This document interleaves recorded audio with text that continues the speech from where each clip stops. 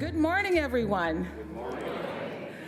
I am so glad that you're here with us to honor and recognize the life and legacy of Dr. Martin Luther King every day and every day moving forward with us and continuing that legacy. For those of you who don't know me, I'm Deena Pierott.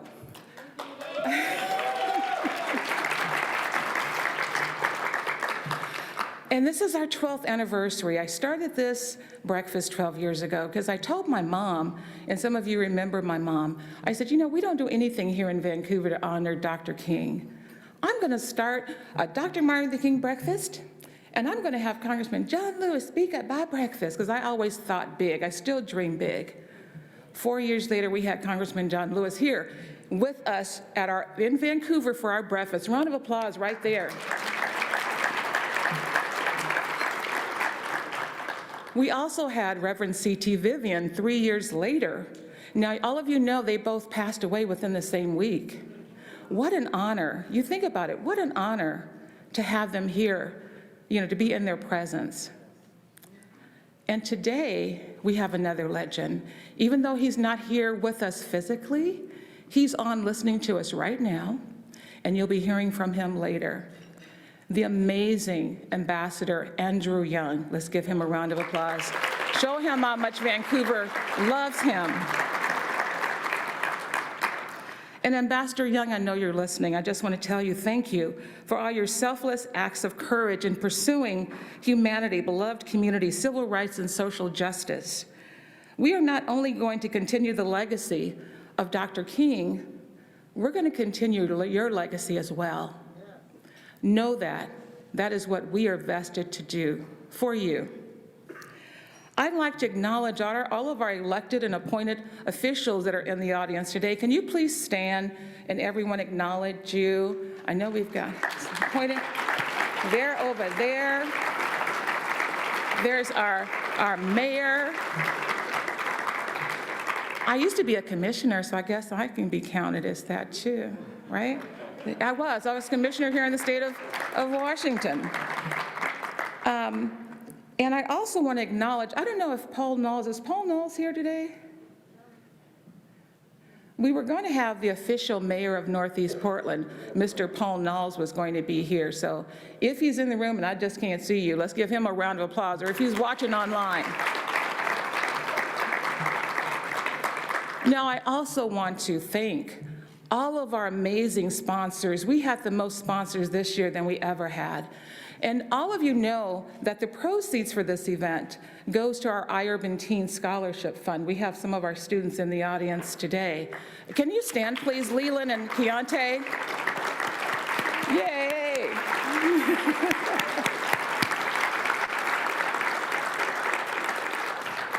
My beloveds, they've been with iUrban Teen since they were like 12 and 13 years old. Now they're in their 20s and college and doing amazing things. I'm so proud of them, and I'm so proud of the legacy that you're continuing to follow. But our sponsors, IBEW 48, round of applause, IBEW, my crew. Autodesk, another presenting sponsor. Now presenting, they gave a whole lot of money, okay? I just want to share that. Autodesk, Multnomah County. Yay, Multnomah County, wherever you are. JLL, Southwest Community Foundation, OPB, Peace Health, the Vancouver Clinic, Legacy Health, and the many table sponsors. A lot of them can't be here with us today because they had policies that came up where they can't attend community events. So that's why you see a lot of empty tables. So if you want to move around to a different table, feel free to do so. We're all family here. We're all part of the community. You know, there was a quote that I saw just last night that I want to share, and it says, "Thanks are the highest form of thought, and gratitude is happiness, doubled by wonder." I am so grateful to not only our sponsors, but all of you who attend this event every year in Vancouver. And those of you watching virtually as well, thank you. Like I said, not only does this breakfast honor the work of Dr. King, but it also follows his passion for education. The proceeds from this event funds our scholarship fund for iUrban Teen, and also our Bridge the Gap program, because a lot of our students and families are from low and free and lunch programs. So even though they may get a scholarship, there's the other incidentals that are lacking. I always say opportunity does not equate to stability. They may have the opportunity, but where's the financial help that they need to be successful at school? So with our Bridge the Gap Fund, we actually help pay for those incidentals, for travel to their campus, laptops, textbooks, whatever they need to be successful. We're here for them. So money also goes into that fund. We're also going to give, because we are a community breakfast, we're also going to give a percentage of the proceeds to our local NAACP Vancouver office. And to LULAC as well. So I'm so glad and grateful. Okay, so another thing I want to say, somebody fixed those lights. I didn't want the bright lights. I wanted the dimmer lights. I got to make sure I look good on video. There you go. I was like, wait a minute, something's not right here. And I want to acknowledge, you know, I've been here, me and my sons have been up here so long on our own with our family being from out of state, and they never come to visit. But they came up for me now. I'd like for my family at table 8 to please stand and be acknowledged. All of my sister, my cousins, all from California.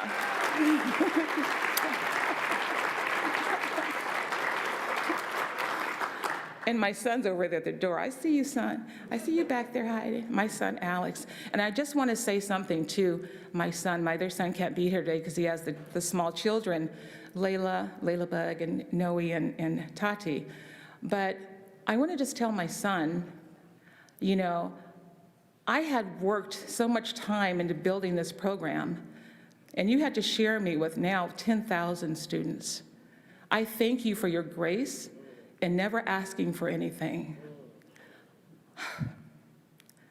Son, I just hope that you're as proud of me as I am of you. So thank you so very much. Let's give a round of applause to my son.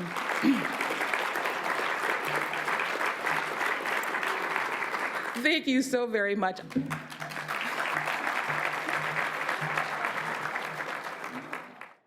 Good morning, everyone. Jay Inslee here. I am delighted to be with you this morning to celebrate one of our nation's greatest leaders, the 12th annual Dr. Martin Luther King Jr. Community Breakfast. Listen, I am so honored, too, to have our very own equity director, Dr. Karen Johnson, be the keynote speaker, and I'm certainly glad to see her. The Mayor McCurney Ogle has joined us. And I want to virtually welcome our distinguished guest, civil rights icon and a hero of mine, Ambassador Andrew Young. It's such an honor to be with him even virtually. I want to extend my thanks to the host, the morning Deena Pierott, the founding of iUrban Teen, for bringing us here together. Congratulations to iUrban Teen on your dedication to our children in our community. You know, today we join together on the 93rd birthday of Dr. Martin Luther King Jr. to celebrate all of his contributions and reflecting on the best of who we are. From what I understand, past Dr. King celebrations here in Vancouver have hosted civil rights legends like Congressman John Lewis. What an honor to have known him. Rev CT Vivian, who fought tirelessly for justice and equality. And today we're joined by the activist, Andrew Young. What a hero. Let me make this opportunity to thank you for joining us this morning, Ambassador Young. Your contributions to the civil rights movement are already etched in history, spanning from 1965 when you helped draft the Voting Rights Act to your service in Congress. Through your leadership as the UN ambassador and including your service to the people of Atlanta as their mayor, we sure hope that Congress could eventually follow your leadership today on voting rights. And let's not forget the Congressional Medal of Freedom by President Jimmy Carter in 1981. Ambassador Young, you exemplify the best of who we are. And I want to thank you for inspiring young people in my state as well. Now, while we're here today, we know that Dr. King had a dream. He laid the groundwork for that dream to come true. He built a foundation for a movement that has grown for decades. And he was certainly the best of the best. So I encourage us all to help make Dr. King's dream come to pass sooner rather than later. With your work, with your outreach, with your community service, we can move that arc of the moral universe forward. Thanks for everybody. Keep working on justice. Thank you so very much. It is indeed an honor to welcome the ambassador. Your program details all of his great work, and as you heard Governor Inslee mention, ambassador was the mayor of the city of Atlanta 40 years ago. Can you imagine? 40 years ago. I can only imagine what that meant to be the mayor of such a large city and all of the pothole jokes and everything else he had to endure. But it is indeed, Vancouver is proud to honor him and his service to fighting for equity, diversity, and justice. Won't you please join me in welcoming Ambassador Andrew Young from the great state of Georgia. Hello, how are you? It's a pleasure to be talking to you. I had hoped that I would be there with you today, but we had a resurgence of the pandemic here, but then it probably wouldn't have made any difference because we've had the kind of storms that we think of for the Northwest. We've been under a snowstorm for the last 2 days here, and it looks like we got another day to go. And there were several hundred planes canceled, so I probably couldn't have made it anyway. But I want to thank Deena and the iUrban team for inviting me and for holding this event. And I want to, well, I could listen while you were getting together. I could see that you were gathering of friends and family, and that this was an enjoyable occasion, as well as an occasion that helps to make our nation live up to the true meaning of its dreams and its creed. I'd like to thank IBEW and Autodesk and all of the other sponsors who supported this event, because you're not just supporting education, you're supporting our democracy. And our democracy right now is in grave tension. Even before Dr. King's assassination, we weren't in this much danger and tension. And so we need your prayers, we need your work, we need your votes, and we need you to realize that democracy is not just for Democrats, but Republicans need democracy too. And the rich and the poor, we have thrived and we have grown and we have been the kind of great nation that we are, essentially because everybody has a voice, everybody has a vote, and we can't lose that. That is the American way to achieve justice for all of God's children. Thank you, and God bless you. And it's a pleasure that you thought of me. And maybe when it warms up a little down here and you have something else, I might be able to make it out. Thanks, and God bless you.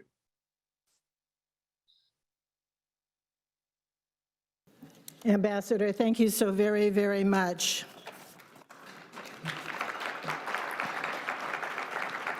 Well, as the mayor for the city of Vancouver, I would like to welcome each and every one of you in the annual event, as Deena calls it, honoring the Reverend Dr. Martin Luther King Jr.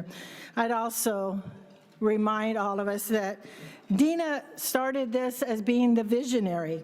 And of course, she is the force behind implementing this community breakfast, and it is truly a community. Although we are living in different moments in history than Dr. King experienced back in the 60s, it remains essential to acknowledge and listen to the voices of our leaders today, our leaders in racial justice. It's important because if you listen You hear the same truths that were expressed decades ago. 40 years ago, he was the mayor of Atlanta. 40 years ago. Some of you weren't even born. Injustice remains far too prevalent, and inequity remains a predictor of how long and how well someone lives in our city, in our state, in our community, in our country.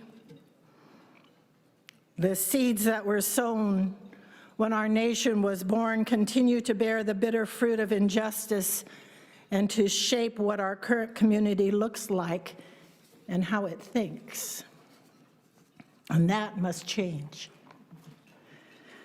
Reflecting as we are today on the enduring legacy of Dr. King remains an invaluable lesson, lessons that can help make that change happen, and it needs to continue to happen. What Dr. King set out to do and what he accomplished moved our nation, he moved our hearts, our minds, our spirit, and he moved us.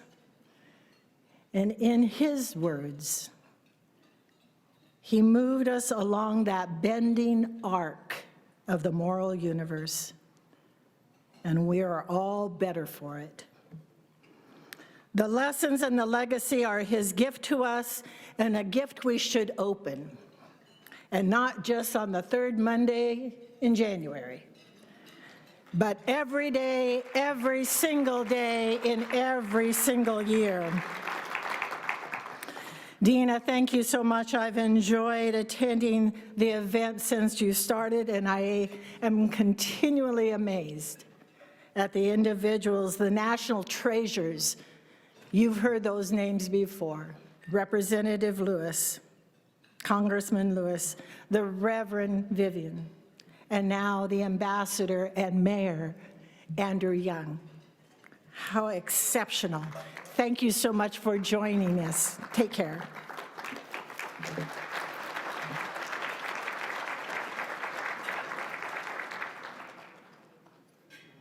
From your first days at iUrban team till now, what has your journey been like? I was 12 when I went to my first STEM summit with the iUrban team. Me knowing and learning that the community still has my back, they still have my best interests. Even after all these years, even since I'm 21 now, but when I was 12 when I did the program. So definitely some of the building blocks that I had learned from iUrban team, helped me progress. And then after my time in high school, I went to college at the University of Washington, where I'm at currently. I'm very thankful to be a recipient of the scholarship. And, going forward, I definitely, will support and let other students know about the resources that they can receive from iUrban team.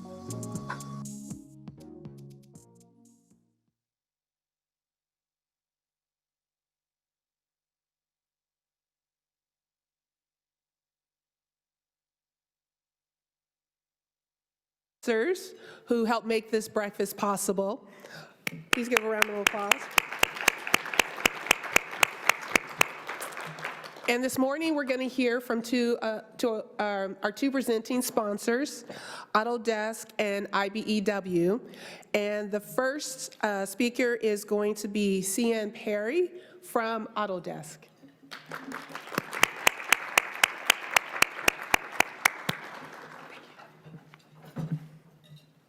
Good morning, everyone. Well, we are super grateful and excited to be here celebrating the life of the visionary and legend, Dr. MLK, and we are also extremely lucky to be honoring Ambassador Young. So thank you for joining us.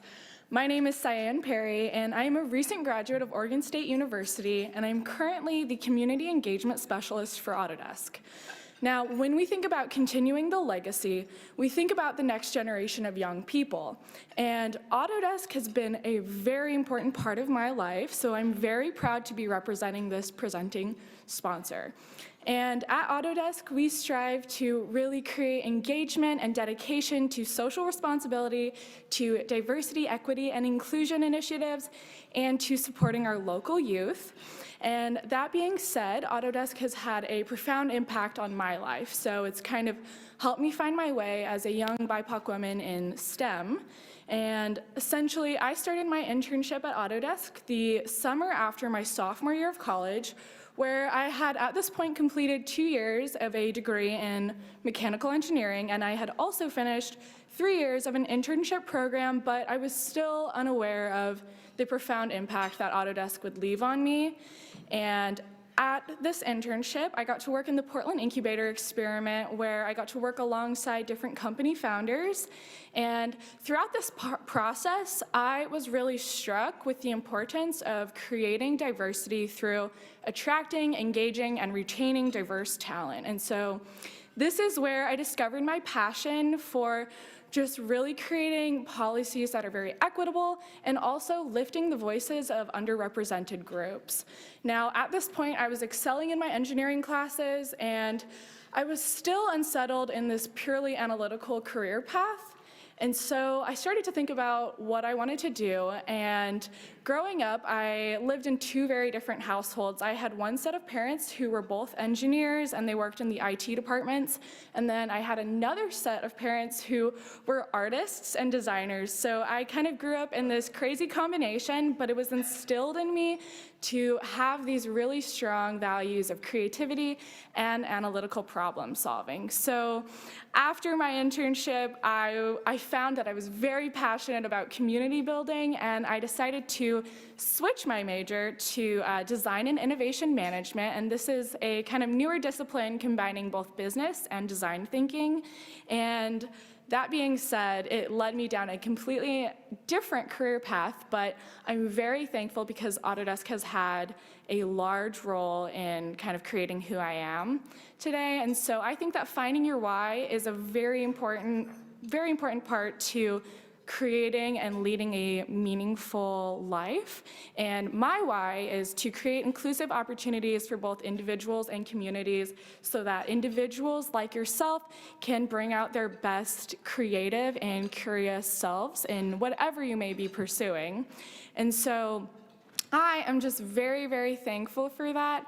And as I think about, okay, Autodesk has helped me create this community where I feel like I'm very engaged in it, and I also am very surrounded by things that foster innovation through leadership. It makes me think about, okay, what does it mean to be a leader? And I'm inspired by those around us who are creating positive change, whether that's on a local or global scale. And among those is Ambassador Andrew Young. So I just feel like we are so lucky to get to hear from him today. I think that's amazing. And yeah, I just wanted to extend a warm welcome and thank you for joining us.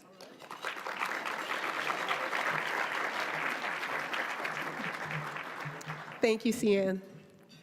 Next, I'd like to welcome Wayne Chow from the IBEW.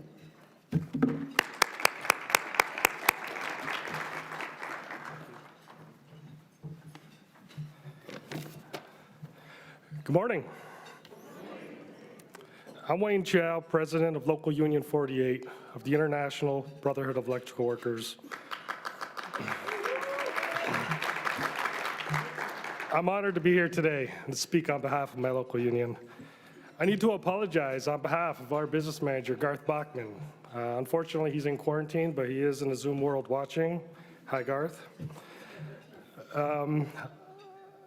Originally, we were going to be here co-presenting, and he does truly wish he could be here in person. In the few minutes that I have to speak with you all, I want to share a few things. I want to share who we are, some of our union values, and some electrical theory. But before that, we'd like to honor and recognize Dr. Martin Luther King Jr., his work and sacrifices to organized labor. A 1968 campaign slogan from striking sanitation workers that were mostly black men, fighting for their lives, for decent wages and better working conditions. That slogan, the campaign slogan, I am a man. Some of you are not familiar with it, please read about it. Fighting for their lives for decent wages and better working conditions.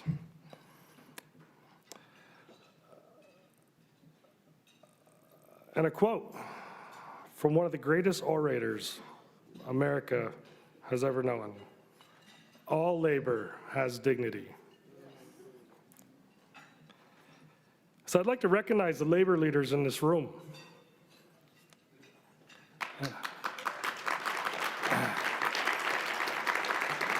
And what I mean by labor leaders, I mean those not just elected, but those that do the work of the union.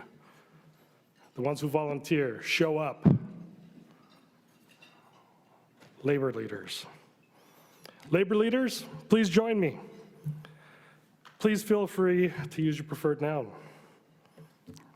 I am a man, and all labor has dignity.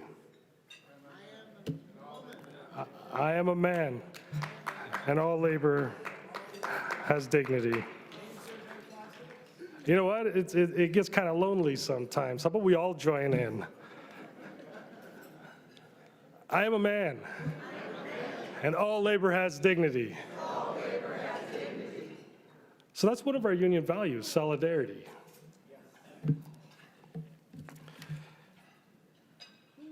So IBEW Local 48, a little bit about us. We represent over 5,000 electrical workers in 15 counties, 10 in Oregon and 5 in Southwest Washington. In May, it'll be 109 years we've been in the neighborhood. Our members, 109 years. We've got a long history. 109 years. You know, our members were the ones who helped build this very hotel that we're sitting in. For 9 years, we've been proud to support iUrban Teen by volunteering, fundraising, and co-creating iTrades, a program that exposes our youth into the trades. Not everyone's cut out for academia, and the trades is a great way to the middle class. We've been sponsors of this breakfast for 10 years to honor the life and legacy of Dr. King, and we're committed to continue. We're not bragging, but this is our dedication.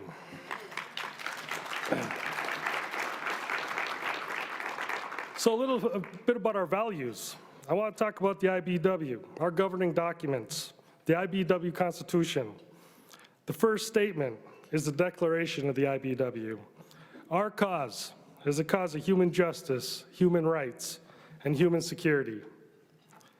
Let me repeat that. Human justice, human rights, human security. Beautiful words. Words I wish we followed fully since our beginning. There was a time not long ago where the trade unions were very exclusive. And we're still paying that price today. But as times change, so did the unions. In a positive direction. And here we are today. And we still have a lot of work to do to make our unions, from leadership to rank and file, reflect our communities. That is our dedication, and that's the work we have been doing, and we continue to do so. So you thought I was joking about the electrical theory. I wasn't. So now to the electrical theory. It's real simple. We all heard of volts, right? We all heard of amps. And what about ohms? Not the one you hear in yoga class. So what is volts? Well, volts is electrical pressure. Amps, that's electrical power. And ohms is resistance. So in closing, and relating to electrical theory, we have to keep the pressure on, fighting for equal rights and racial equity. The pressure. We have to build power by having more people of color and women at the tables where decisions are made.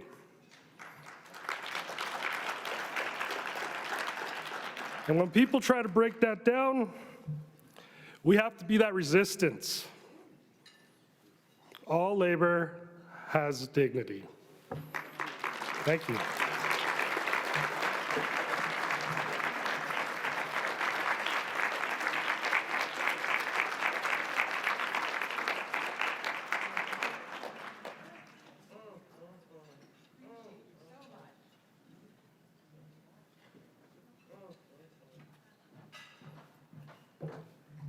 You know, I want to just say a few words about IBEW 48. And, you know, when I started this program, which now we've served over 10,000 youth, and we have about an 82% retention rate because we're family focused. But when I couldn't get funding from anyone, IBEW 48 was there.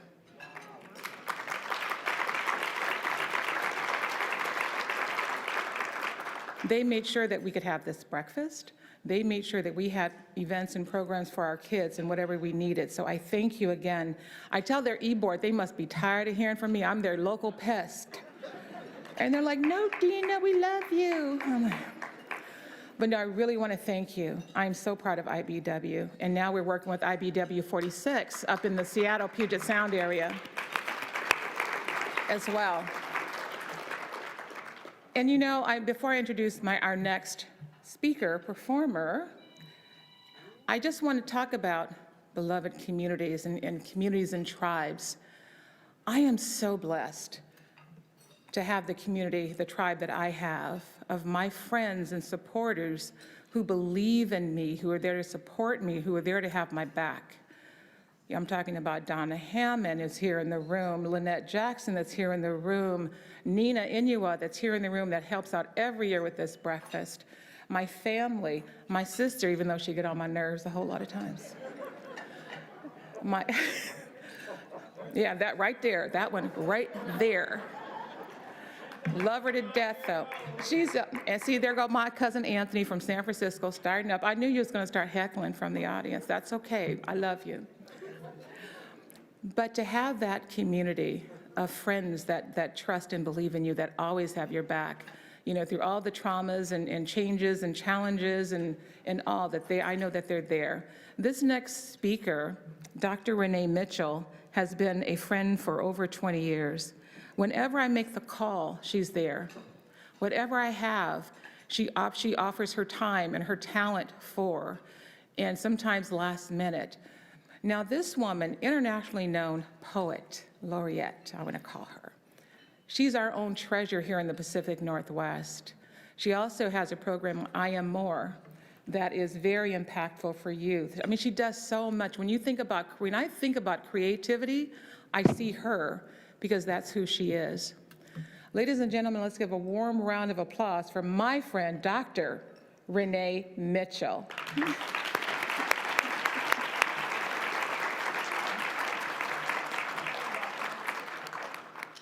I know, doesn't she look cool and stuff? My cousin, my girl. Love you. Thank you so much. I'm so grateful to be here. Thank you so much, Deena, for the invitation. So I'm here to deliver a poem, but I'm also here to spread joy. So you see the t-shirt that I'm wearing.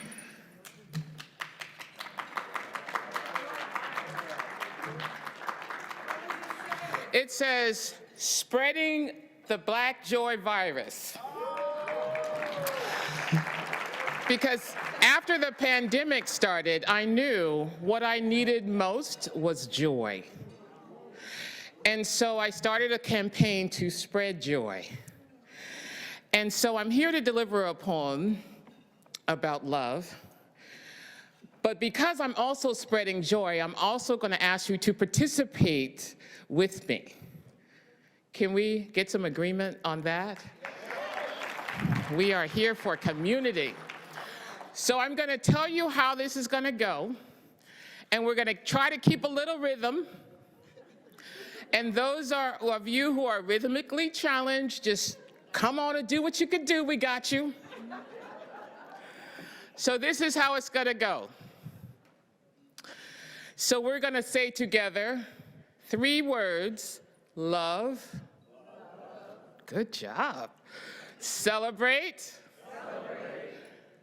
Community. Okay, so this is the rhythm of how it goes.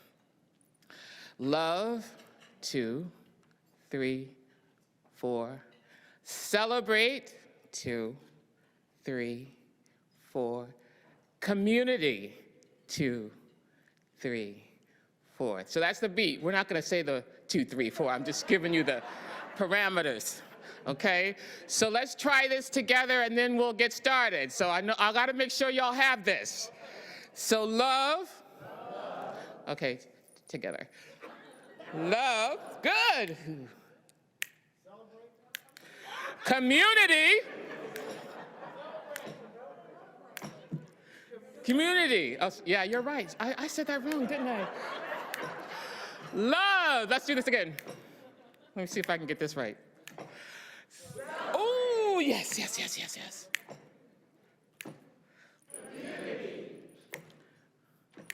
And then we say, love to, love to, love, where it begins. The only language that speaks pure truth. Celebrate. That's why I'm here today in praise of you, beloved community. We're all part of the village that provides us love. It's all about, on King's birthday, we focus on, no, love. 3 times. We're going to say love 3 times. I'm sorry, I wasn't clear about that. Okay, so can we start again? Okay, so love, where it begins, the only language that speaks pure truth. Celebrate.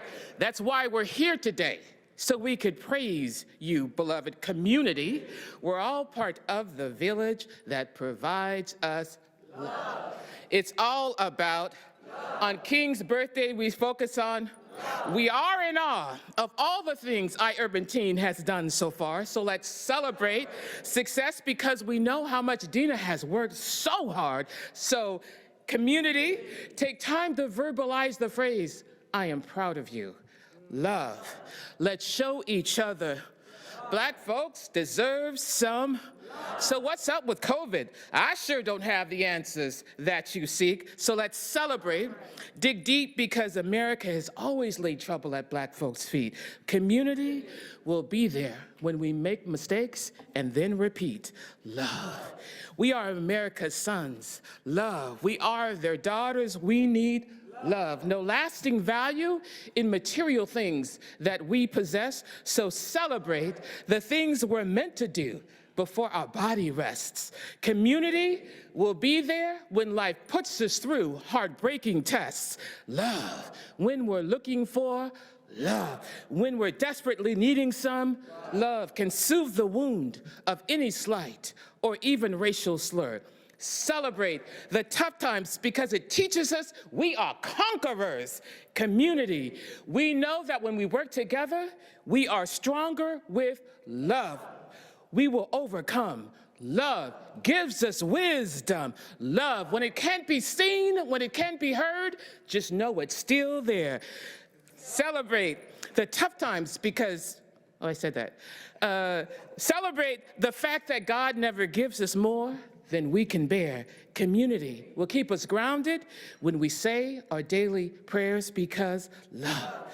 That's how we show how Black folks express love. So remember to listen to the music flowing in your heart. Celebrate our potential because we're talented and God knows urban teens are hella smart. Community might not get the individual rhythms of our flow charts, but love makes self-doubt cease. Love, the key to inner peace. Love, what you do to make your living and your cash flow. Celebrate your passions because it gives that skin that inner glow. Community is ripe with plenty role models that we can follow like Deena Pierott, so love them, they will love you back. Love to increase Black on Black. Love our skin, our hair, our nose, our lips, the things that show us Black. Celebrate the spirit of our ancestors from way back. Community is the harmony that hooks the rhythm of our soundtracks. Love, it's in our greens. Love, it's on our cornbread. Love, the world will say we're born to struggle, that we are not enough. Celebrate, because we are resilient, we're gifted, and then when times seem tough, our community's belief in us weaves through our lives like cornrows. Love, it's all about love. It's all about love. Thank you. Thank you. Thank you. Thank you. Thank you. Thank you. And if you want to help me celebrate Black Joy, please feel free to look up the website spreadingblackjoy.com. Spreadingblackjoy.com. Thank you for having me. Love you. Love you. Oh my goodness. Man. See, I told you guys she was going to bring it. So I said, whenever I need some help, she's there. Renee, Dr. Renee Mitchell, she just got her PhD during the past year. So congratulations for that honor, that brilliance. So our next speaker is actually one of our students with iUrban Teen. And can I have the slide that shows iUrban Teen's images of our students, please?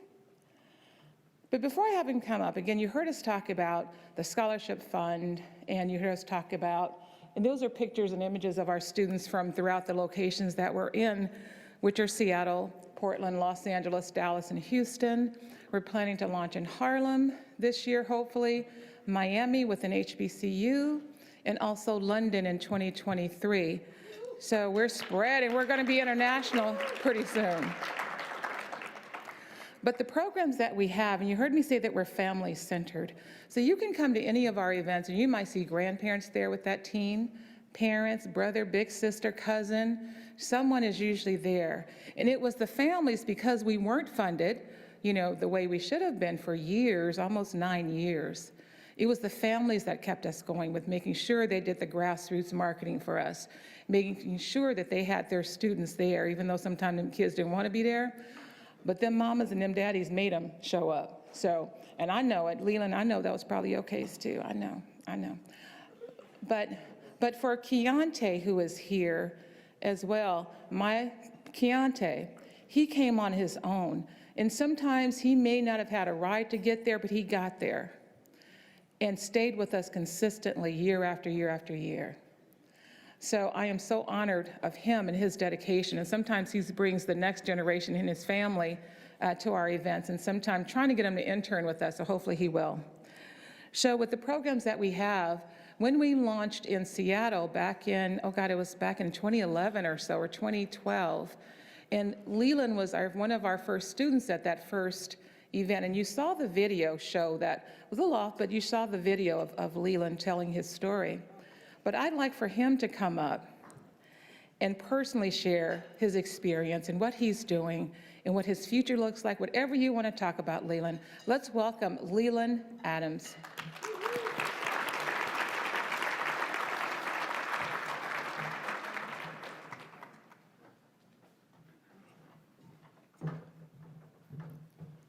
Alrighty, hello everyone. How we feeling? Okay. Let's keep it rolling. How you doing? You're looking good. I remember you from the elevator. You're looking sharp. Yes, sir. All right, y'all. Well, as you know, my name is Leland Adams. I'm a former student of iUrban Teen and a two-time recipient of the scholarship, the I Succeed and Infinite Opportunity Scholarship. Currently, I am a senior at the University of Washington in Tacoma, studying business administration and minoring in data analytics. Thank you. So I am pleased to join you all here today. It's amazing how the power of education brings a community together. Today, I wanted to share some of my story with you and emphasize the importance of enriching the students and their livelihoods. Programs like iUrban Teen resolve an urgent problem that I believe colleges in the United States should address, as increasing accessibility of secondary education to students of color and providing financial necessities to retain those students. As someone who has gone through the collegiate administration process and continues to pursue their education, I believe that there is always more that can be done on the behalf of the student. Colleges should provide structure, support, resources, and mentorship that students can create for a recipe of success.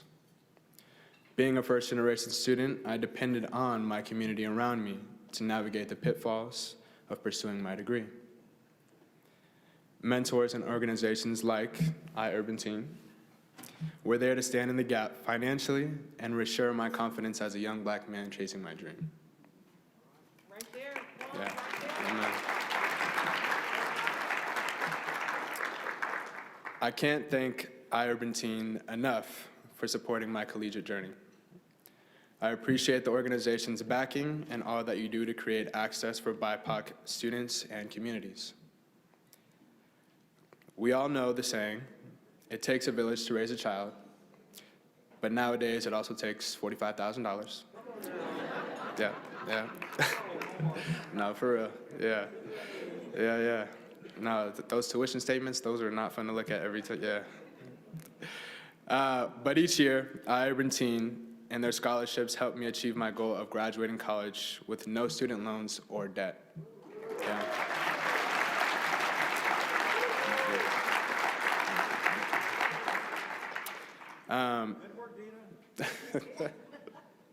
I received no aid for all 4 years of my college career, only loans and packages from FAFSA. And because my parents were unable to finance my college aspirations initially, I had to turn to organizations like iUrban Teen to help me fund the gap and help me see the value in myself as a student, and I'm very thankful for that.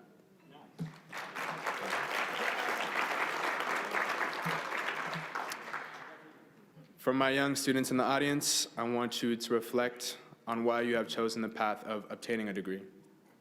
My motivation for higher education stemmed from the values that were instilled in me by my community and my family, who is here today. Thank you, Mom and Dad.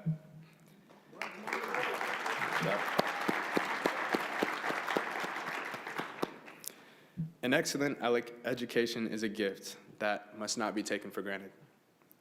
My experience in college has been tremendously impactful for my growth, and it has helped me apply the knowledge that I've learned in courses into jobs, service, and my network.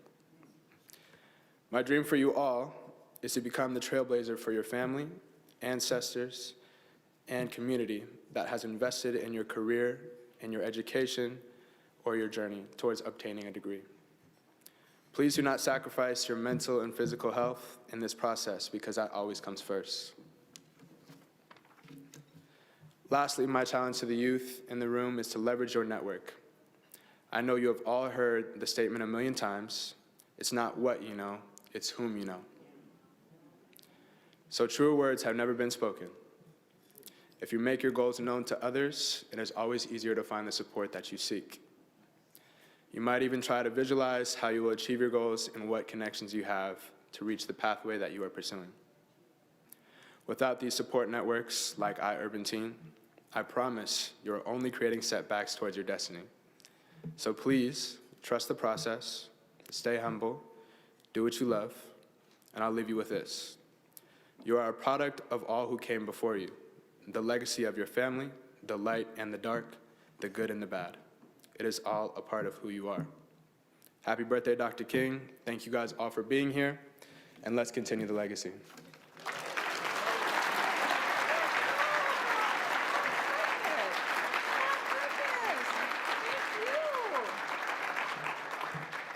Man, I think Leland trying to steal my job. No, that was amazing. You know, he and Keontae, they're making the ancestors proud. Thank you so very much, and all of our other students in the room. You know, when I talked about community, I talked about those people that support you no matter what. And so I want to thank our pastors, even though I was talking about the holy water not being such quite holy water this morning. But the pastors, and you see them come to us every year, Pastor Joyce Smith, Pastor Robert Kemp. I don't know where he's sitting. I know he's here, though. And my friend and our family's pastor, Pastor Matt Hennessy, who comes and speaks at our event a lot. I want to thank him for all that he's done for my family. He's baptized one of my sons. He married one of my sons. He conducted my mother's memorial service and my husband's memorial service as well. So he's part of the family. Ladies and gentlemen, let's welcome Pastor Matthew Hennessy.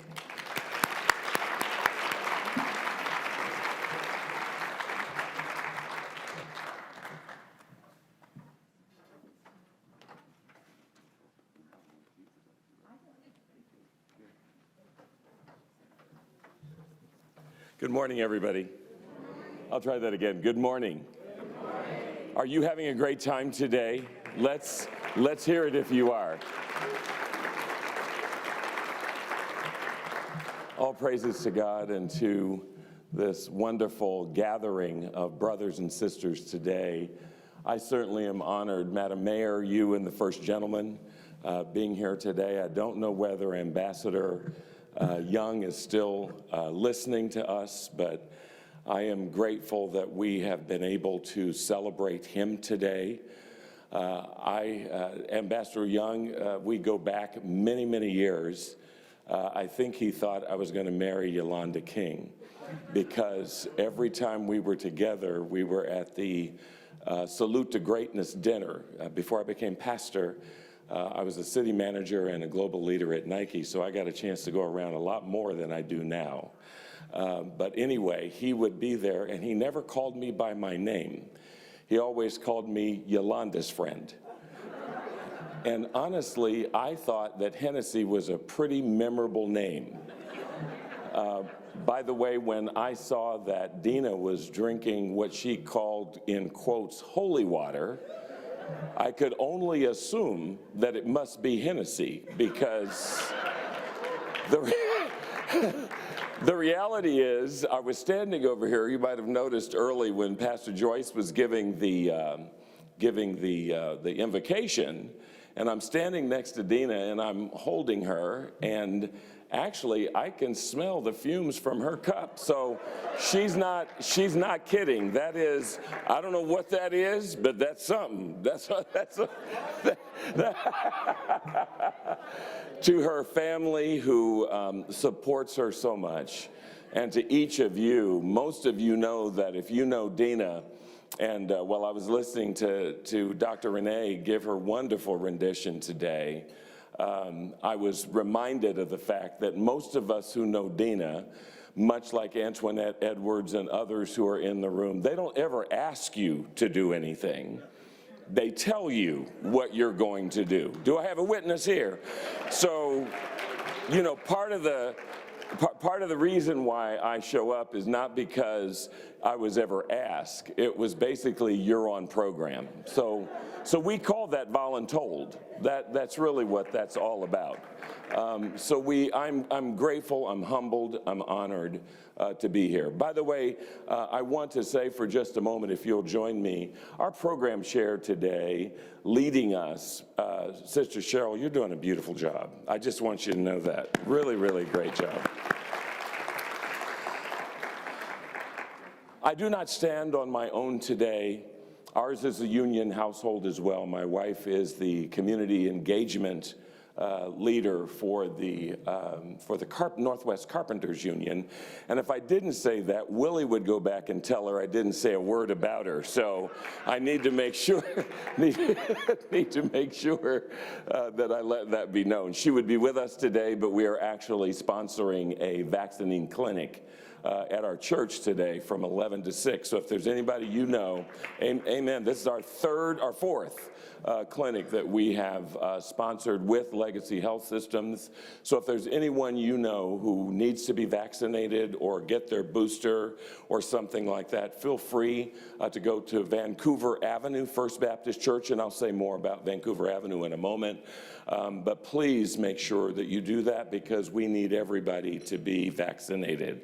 Do I have a witness here? I'd like to hope I've got.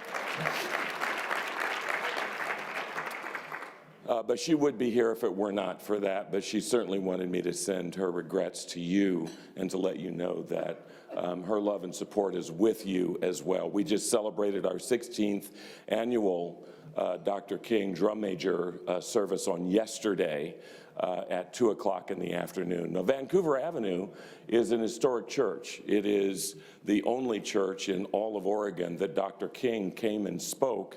And the very pulpit that I preach from every Sunday is the pulpit he stood in November of 1961, 60 years ago. I had the blessing of being for 20 years the godson to Coretta Scott King, and actually brought Mrs. King to Portland several times as well. And so there is a connection. In fact, this morning, Bernice and I were texting with each other because of what's going on in the world. And she said, pray for me, will you, brother, because I'm moving on fumes right now. And for all of us, we recognize there are times that we get really tired and really messed up over what we're dealing with today. Do I have a witness here? I gotta believe that I do. I do think it's a tragedy that in 2022, we are still dealing with the very issues that Dr. King dealt with as well. I would beg you to literally do what some of us have done recently, and that's listen to a variety of his speeches. I promise you, even though his speeches were given some 50, 60 years ago, they are as relevant today as they were then, and something is wrong with America.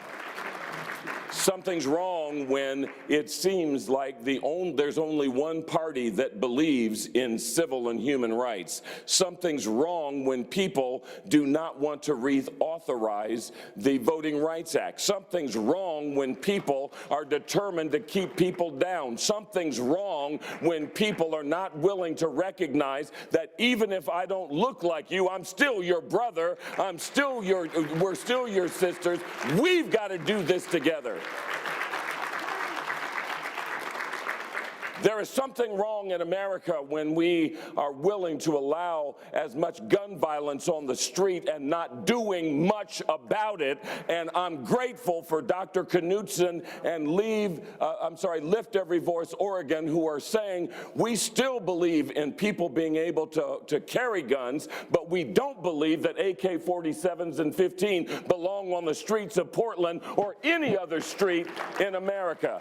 Oh, something's wrong in America. Something's wrong in America when there are people who decide they don't like you because of the way you look. Something's wrong with that. And I'm just one of those big, fat black people that are determined to say, I don't care who you are, I don't care where you came from, I don't care what your gender is, you're my brother, you're my sister, and I'm going to love you anyway, and I'm not going to give you a reason not to love me. I promise you, my friends, that we cannot sit idly by while this very issue continues to permeate the atmosphere in our nation and in our world. We are more divided than ever. We are more determined to be hateful to each other than ever. And I came by to tell you, no matter how much hate you throw in this direction, much like Dr. Renee said, all you're going to get is love. I'm going to keep on loving you. And if I have to, I'll love the hell out of you. Dr. Martin Luther King Jr. represents not just an iconic name and speech, as he gave many. Yolanda used to tell me some people think that Daddy only gave one speech, and that's I Have a Dream. Daddy said a whole lot more than that. But I promise you that one of the things that you will find as a strand through everything that he ever said, it was how we come together, not how we walk away from one another. In everything that he said, he talked about love. As a matter of fact, he still said, I still hear the words ringing in my ears when he reminds us that love drives out hate, not hate drives out hate. He reminds us that injustice anywhere is a threat to justice everywhere. We've got a job to do, America.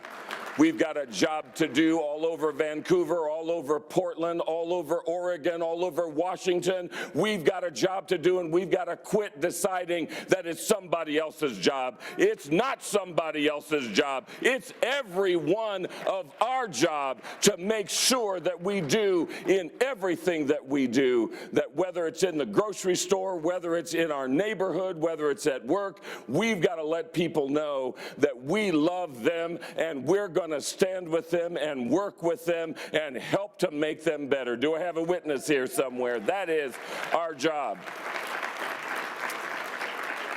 You and I witnessed the other day the terrible tragedy in Texas where a person went into a synagogue and literally held hostage the rabbi and 3 members of his congregation for 11 hours. Something is desperately wrong, but I'm grateful that they were all able to be freed by those who came to rescue them. But that kind of hatred continues. That kind of hatred continues because we allow it to happen. When we raise our children, and some of us now are raising our grandchildren, we've got to let them know right from the beginning it is wrong not to love somebody just because of the color of their skin. We've got to let them know that it's wrong when you're in school and people call each other names. We've got to let them know there's nothing right about that, and you better not say it yourself. Or as my foster family used to say, if you say it and I think you're saying it, I'm going to come find you and make sure to stop you from doing that kind of stuff. Have I got a witness here somewhere? Finally, my friends, I know that as we deal with the issues of our day, that I promise you as a pastor, and I'm grateful for all of the clergy that are here today, both leading pastors and associate ministers, and if you're leading in a different, whether you're Jewish or Muslim or Buddhist, whatever, I lead the Interfaith Peace and Action Collaborative, meaning everybody who believes and doesn't believe. I never will forget a day when somebody said, I'm atheist. I said, welcome. Somebody didn't hear me. That's right. If you're atheist, you're still welcome. Isn't that right, Antoinette? I'm agnostic. You're welcome. I don't believe in God. You're welcome. I don't believe in going to church. You're welcome. I'm promising you, I'm going to let God do his work. I'm not going to do his work for him. God knows how to do that work. Our job is to welcome everybody, despite their background, despite their gender, despite their race. We need to welcome everybody. As I think about it, my friends, I want you to know that Dr. King's example is an important example for us to remember. Mrs. King told me on many occasions, Dr. King was only 26 years old when he became the pastor of Dexter Avenue Baptist Church in Montgomery, Alabama. Dr. King, if you read history, you'll find out that he really didn't want to lead the Montgomery Improvement Association. She said, and said many times, you know what, I was more of an activist than Martin was. We had to push him into it. Amen? But what I gave is credit to the local pastors. He had only been there for a very short period of time, and those local pastors who had been there longer, they stepped aside and let this young pastor come up and lead. And there's something about a mantle that he had that was able to do the things that he did. And I look at that and say that that mantle that Dr. King had, if you'll notice, with all of those that were around him, they all did great work, but there was nobody like Dr. Martin Luther King Jr. And I'm just going to say amen myself, right? But here's the thing that we must remember. Everybody has the opportunity to make a difference. And that difference may be big and small. As I listen, and Deena and I are engaged in the possibility of us doing some work with iUrban Teen in our fellowship hall as we renovate it. We've got space for iUrban Teen specifically because of who they are and the work that Deena is doing. Amen? Because because we must support our young people. We've supported 350 plus young people through our own Drum Major Scholarship Fund because we're determined that young people are going to get the greatest chance possible, and we have 6 different ways that they can do that, and we believe in that. And I say all of that, I look at Deena and her amazing example as well. Nobody came and asked her to do this. Deena wanted to do this. Deena was called to do this. And so as we leave this place today, I pray that when you get ready to go, don't think that it's just about somebody else. Don't assume that you don't have the ability to make impact as well, because you do.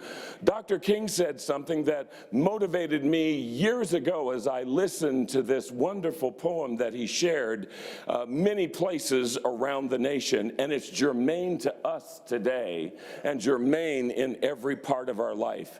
He said, if it falls your lot to be a street sweeper, go on out and sweep streets like Michelangelo carved marble. Sweep streets like Raphael painted pictures. Sweep streets like Beethoven composed music and like Shakespeare wrote poetry. He said, sweep streets so well that all the hosts of heaven and earth will have to pause and say, here lived a great street sweeper who swept his job well. He said, if it falls your lot, and for every one of us, we need to remember that we have the ability to make things happen. You have the ability to make things happen. We have the ability to make things happen. Let's walk together, children. Don't you ever get weary. There's a great camp meeting going on in the Promised Land. God bless you today.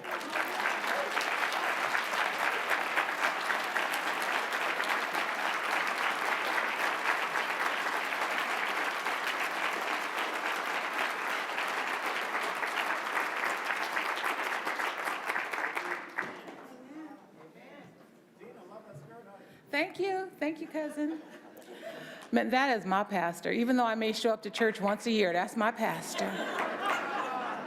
And I could be sitting in the back of the church, and he always called me out. So, but no, thank you so much, Pastor Hennessy. I have a wonderful vocalist next. Oh, there you are. I was going over this way.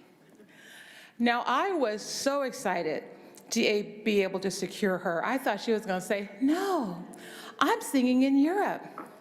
I'm not here. But she said yes on the first ask. Ladies and gentlemen, the amazing, amazing Tahara Memory. Let's give her a round of applause. Is that going to be enough? Good morning.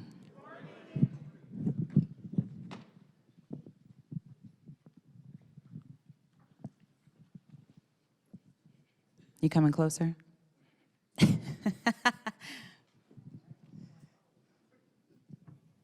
I'm joined by my friend Nick Rolfe, who has also graced many stages with some wonderful artists. I always say up until Aretha Franklin passed, he was playing with her.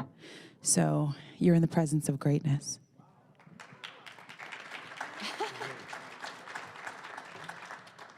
I'm ready when you are.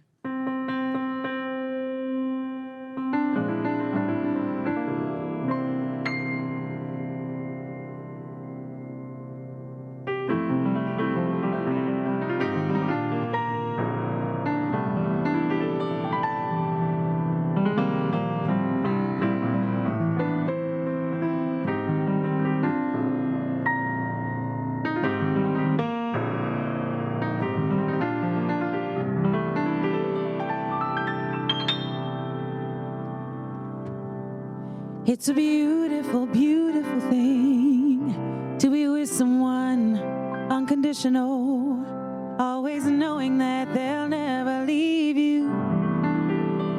What nobody ever says, we stand in our own way, resisting the urge to feel, relenting to our own fears, hardly showing up to play that game.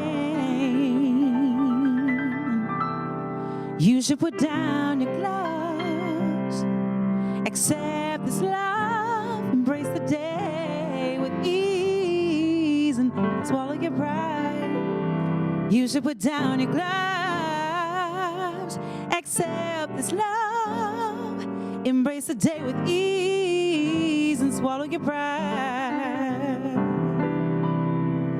It's been clear to me to see everything I could dream of coming true. I never thought I'd be waiting for so long,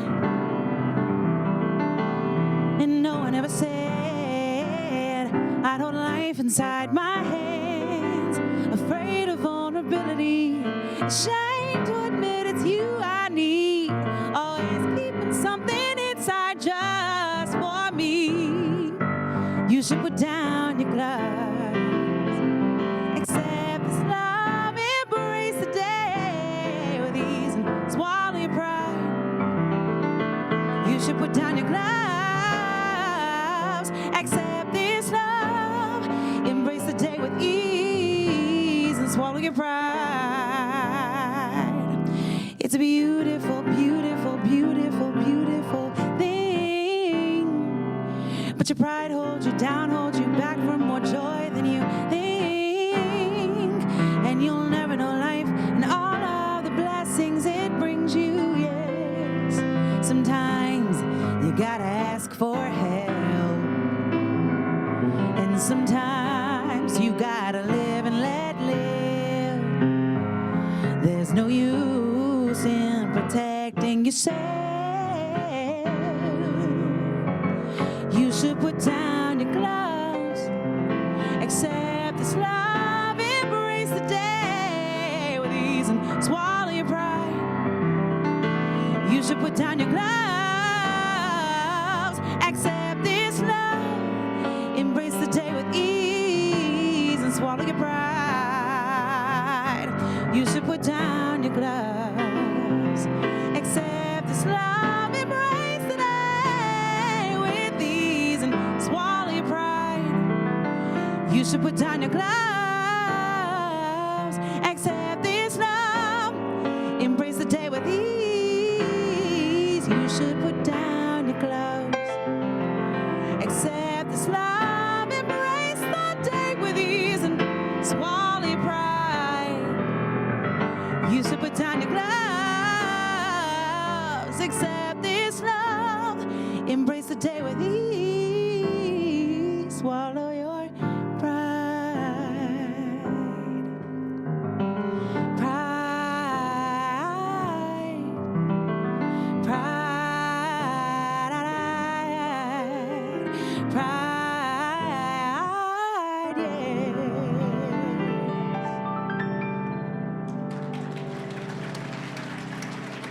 Thank you. I think we're going to do one more song after the next speaker. Can I have the dim lights as well on my next tune? Oh,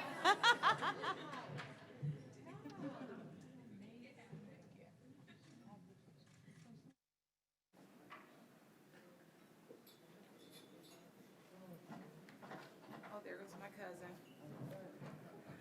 You know, beloved community, only the best for you.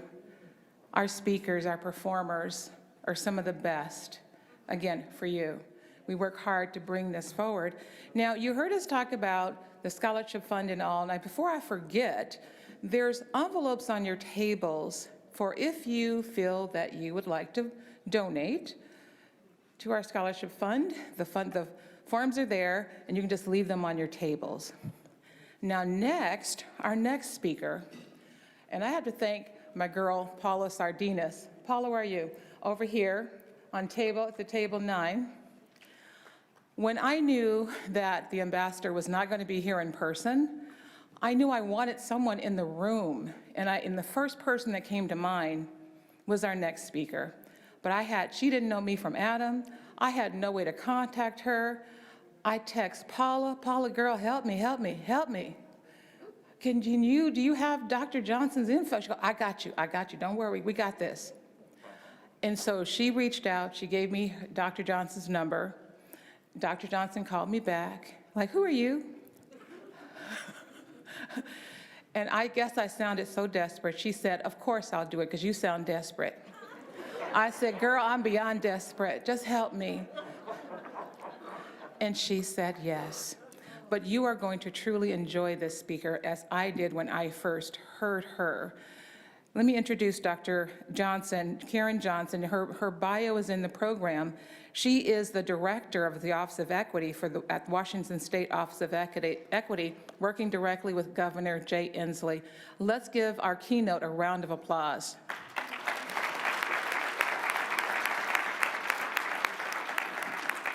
Big ol' hug. I gotta hug everybody when they come up.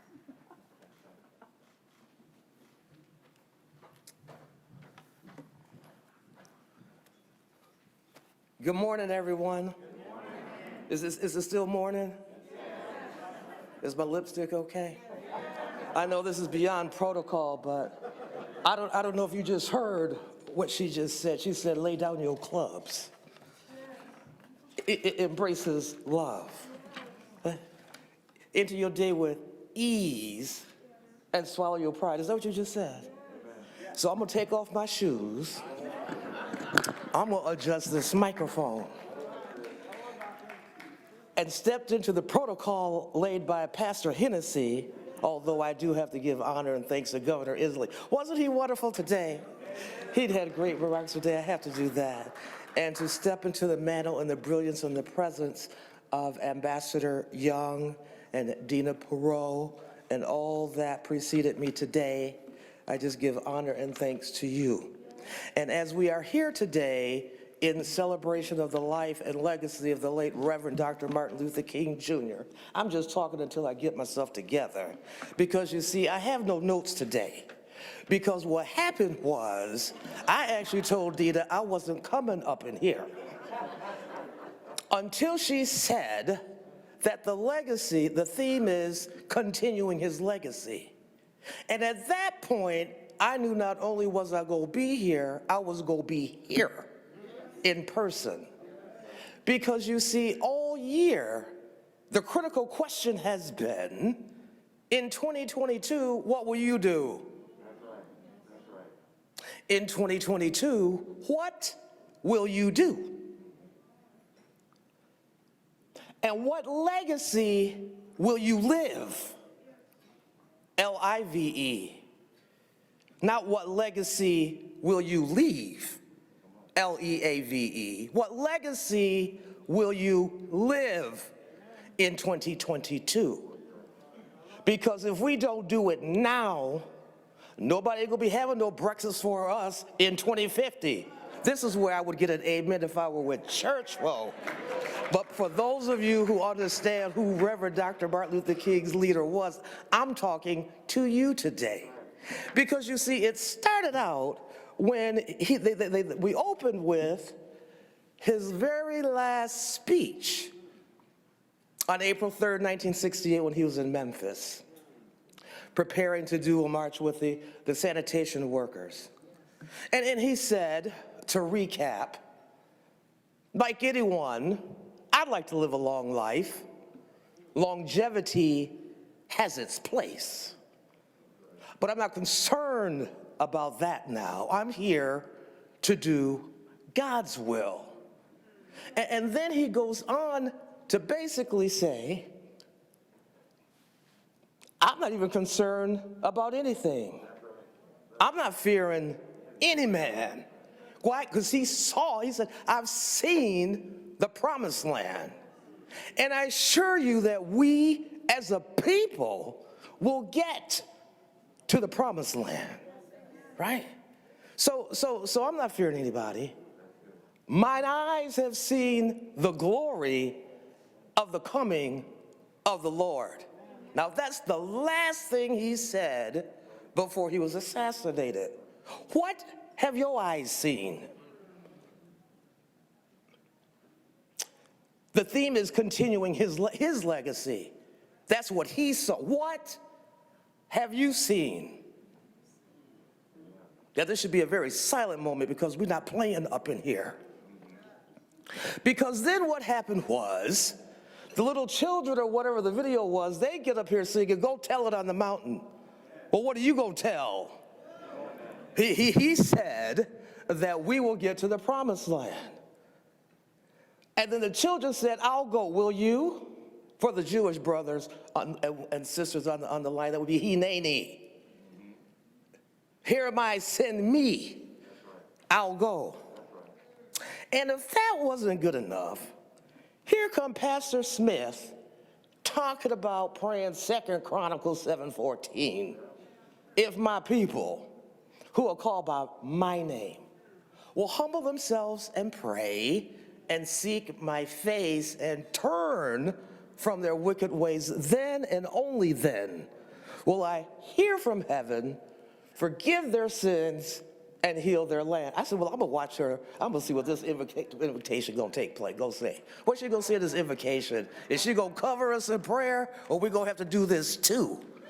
Because just for those of you who may not be tracking with me, there's a 4-step process there. Well, first of all, you have to be his people. But based on Pastor Hennessy, he done covered everybody, so we just go ahead and stand in the gap for those of y'all who don't yet know him, because we have a sense of urgency up in here when you can stand and tell a bold-faced lie and it'd be okay to say that our vote did not count. We are in trouble up in here.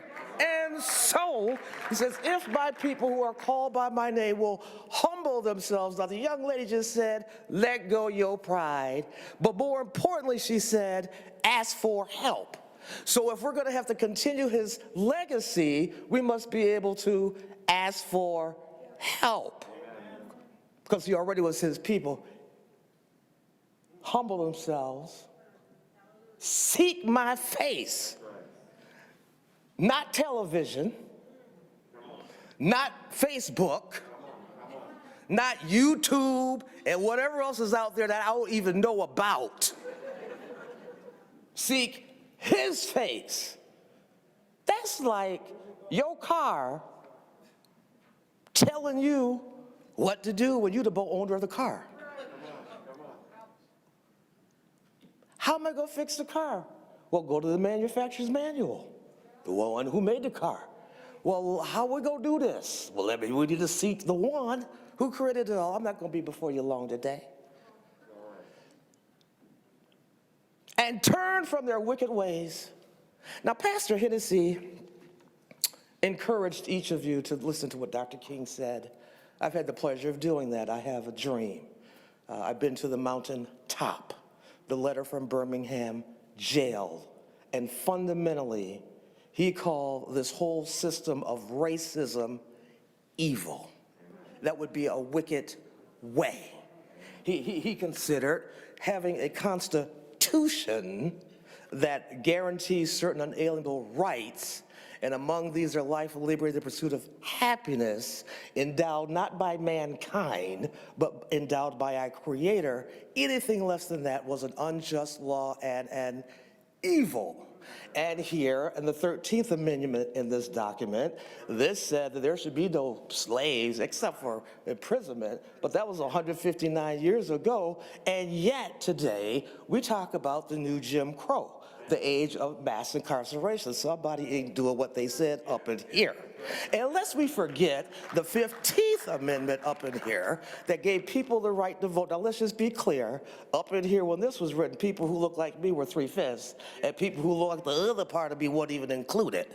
And so the white women were upset, that would be Elizabeth Stanton, Katie and them, upset when black men got the right to vote over white women, but nevertheless that too was corrected. So everybody ought to be able to vote, according to this document. So according to him, turn from our wicked ways, all of this that we said we did, what he said, we ain't trying to have no fight with y'all. And as we just heard, Coretta said he wasn't trying to be up in it at all. I know that's right. But nevertheless, he obeyed the heavenly call. And what he would say in his writings was, just do what you said. Y'all wrote this. We were minding our own business, ruling and reigning in Africa. Y'all decided to come over here when we minded our own business and capture us and bring us on a boat across an ocean and to try to enslave us, and then go get mad when we told y'all we be free. You don't own us. Who do you think you are? and then made laws to entrap us and make us believe that we weren't free. No, we know who we are. And so, in order to continue his legacy, it is going to be absolutely critical that we know who we are and operate in that. And if we just miss that point, then we had the doc came and said, let's love, celebrate, community. Y'all remember that? And then the governor said, he said, one of Dr. King's favorite messages, the arc of the moral universe is long, yet it bends towards justice. And Dr. King talked about drum majors and extremists and asked us, what kind of drum major are you going to be? What kind of extremist are you going to be? So the question, the fundamental question is, if indeed 100 years from now, each and everyone enjoys equity and justice for all, for the next 7 generations and beyond, what are you going to do today to ensure that each and everything you think, everything you say, everything you do is equitable and just? Oh, I know y'all not gonna preach me down. I'm gonna be out your way in a minute.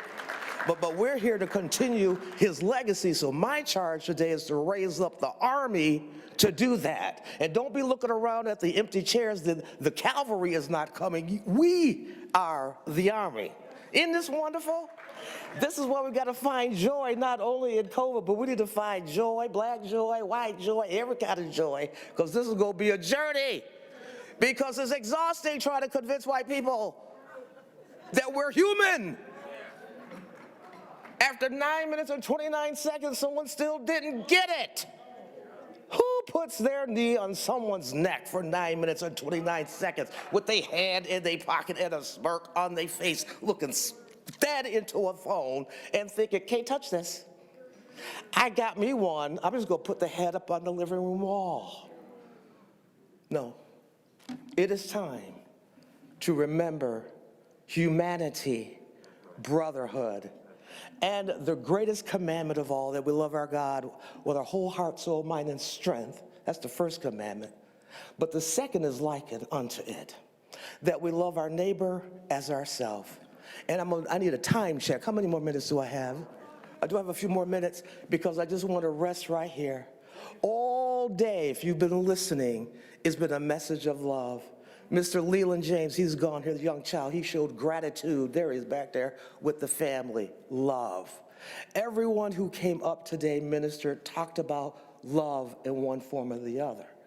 And so I would wonder, fundamentally then, is it that perhaps the work in 2022, as we continue Dr. King's commitment and legacy, is that we make a commitment to learn how to love ourselves? Because you see, the text is, and love your neighbor as yourself. We get it twisted and think we need to love our neighbor first. But that little 2-letter word as is there, which implies we must first learn to love ourselves before we learn to love our neighbor.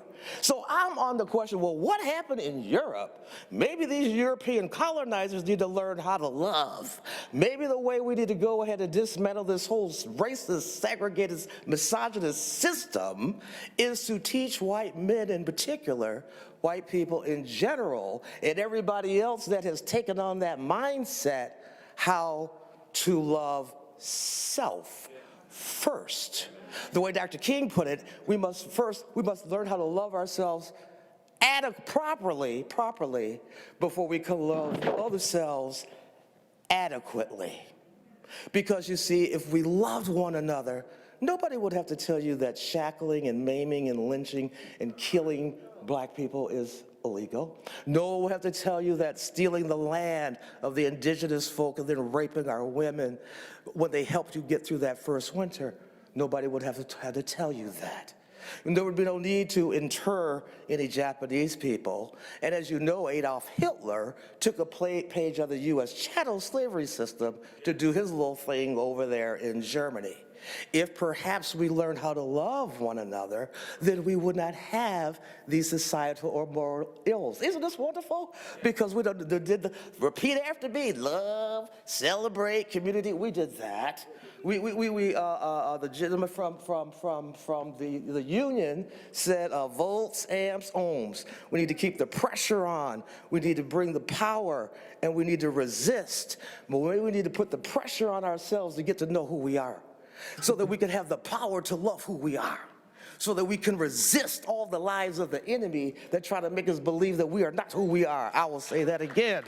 Maybe we need to have the pressure to know who we are, so that we can have the power to embrace and love who we are, so we can resist every lie from, as Grandma Alice were here, from the pit of hell that will try to tell us that we are not who we are. Isn't this good? I'm just loving this, because this is all just coming. You're getting at the same time I'm getting this bread right here. And so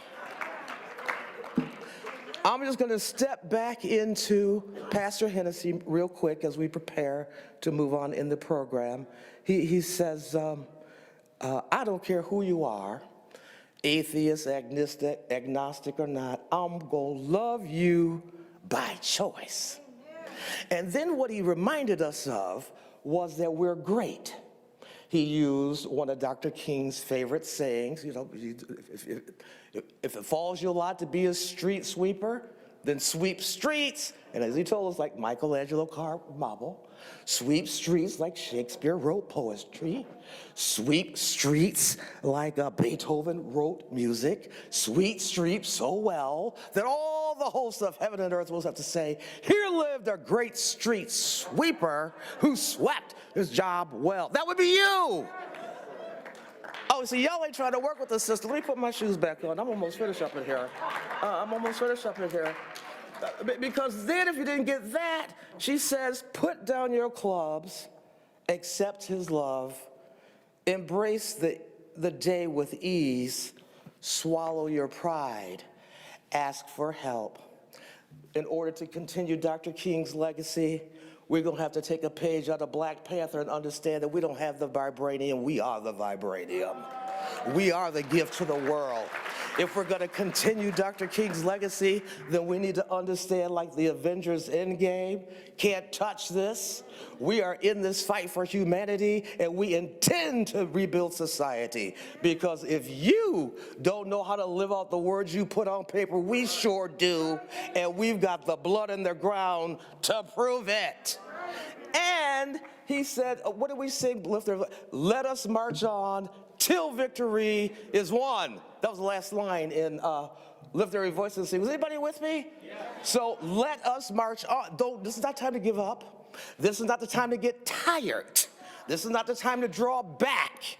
And if you're more concerned about your job, if you're more concerned about your reputation, and by the way, if you don't like what I'm saying, don't email Governor Inslee, email me. That would be Karen.Johnson@equity.wa.gov, lest we forget he hired me. And if you think I showed up in the interview any less than that, then you sure don't know me at all. Do I? Because this is not a job, this is a calling. This is an assignment.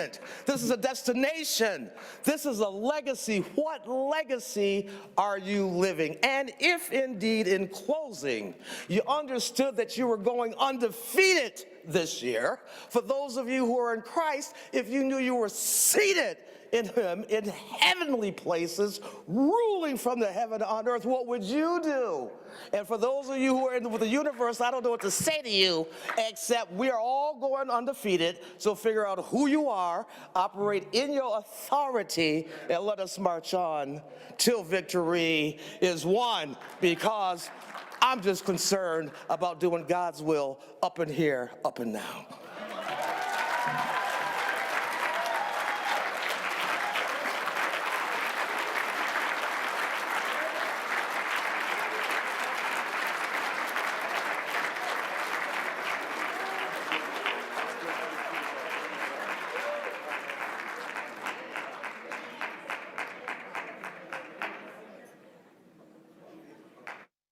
I hope this is okay. I'm going to move toward the piano, if that's all right. Just so I can hear a little better. Oh, there it is.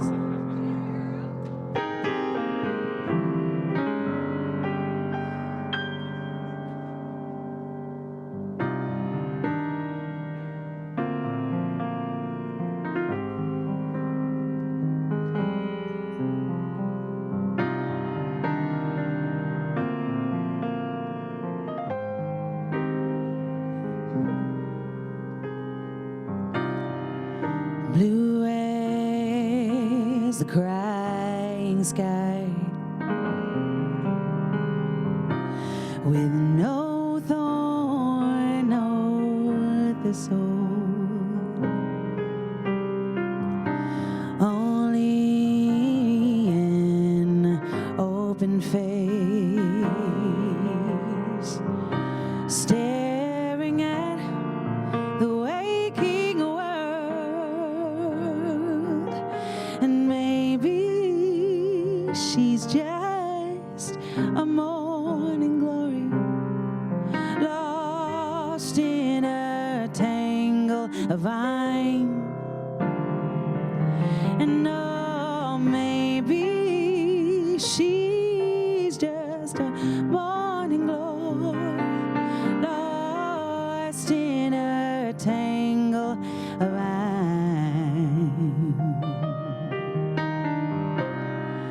Her arms stretch wide to receive light,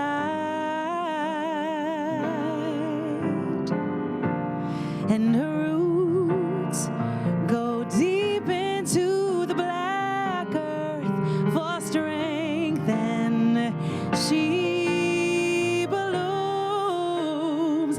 And maybe she's just a morning glory, lost in a tangle of vine. Oh, maybe she's just a morning glory, lost in a tangle of vine.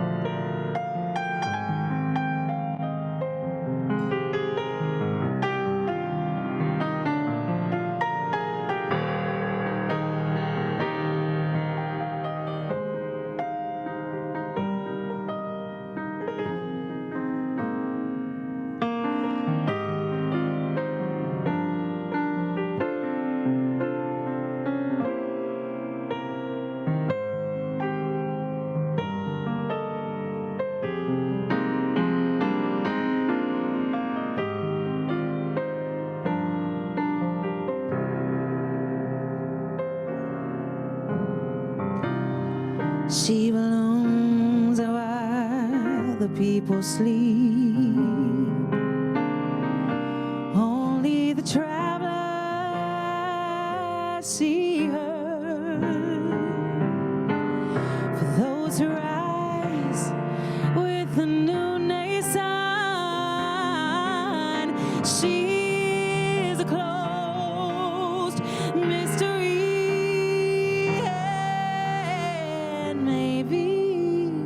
She's just a morning glory, lost in a tangle of vine. And oh, maybe she's just a morning glory, lost in a tangle of vine. Oh, maybe she's just a morning glory, lost in a tangle of vine. Oh, maybe she's just a morning glory, lost in a tangle of vine, lost in a tangle of vine, lost in a tangle of vine.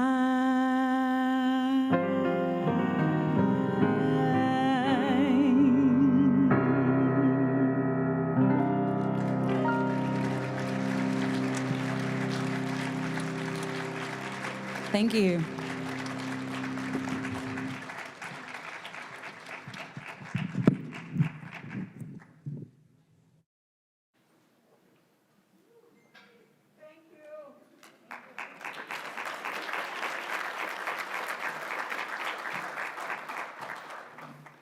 Now, before I have our beloved Pastor Robert Kemp do a benediction, I want to just thank a few folks. First, of course, our sponsors, but I want to thank my team, my staff from iUrban Teen who have been here to coordinate this day, and especially to my assistant, Christine, who I bugged the heck out of her over the last month or so. I'm surprised she's still even walking. But I'd like for my iUrban Teen folks to please stand.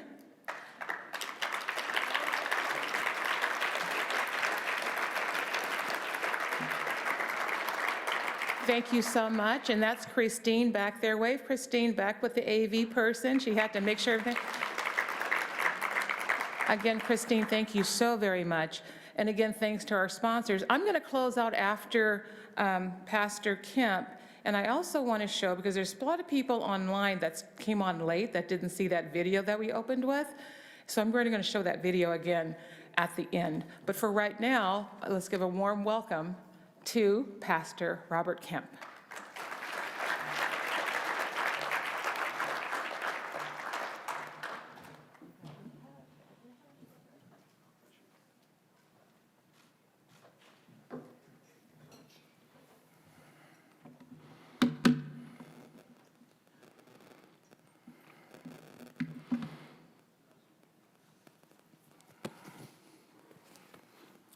I'm thankful to have been asked to come and participate.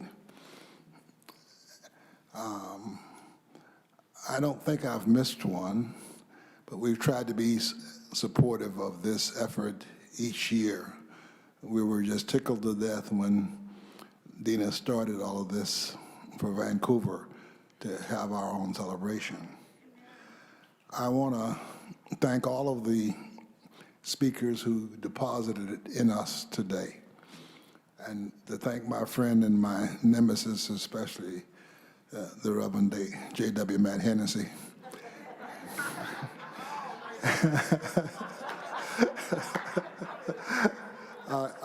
I love him to life.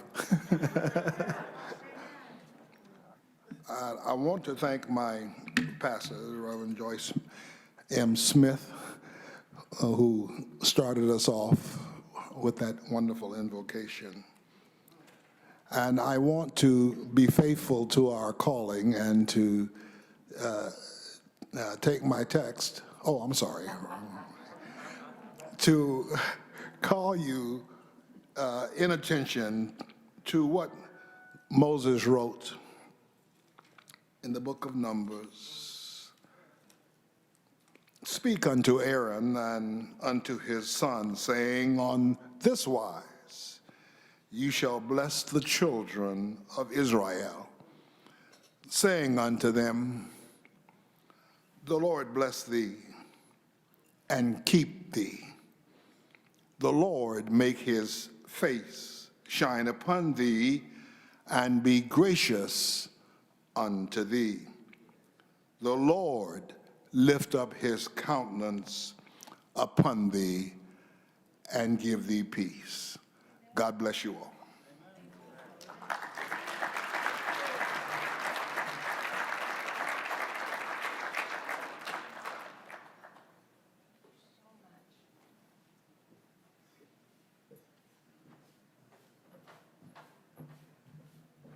Say, that was the shortest benediction from a pastor. I was getting ready to finish my holy water. That was fast. Anyway, you guys, we are pretty much we went a little past time, but we got it all in. I want to thank you so much for being here today and risking coming out with the pandemic and this variant going crazy. So I appreciate all of you that took your time today to be here and protected and all of those wonderful things. Again, big thank you to all of our sponsors, to my family from traveling all the way up from California, to my team with iUrban Teen, to my pastors and all of you, and enjoy the rest of your MLK Day. Thank you so very much.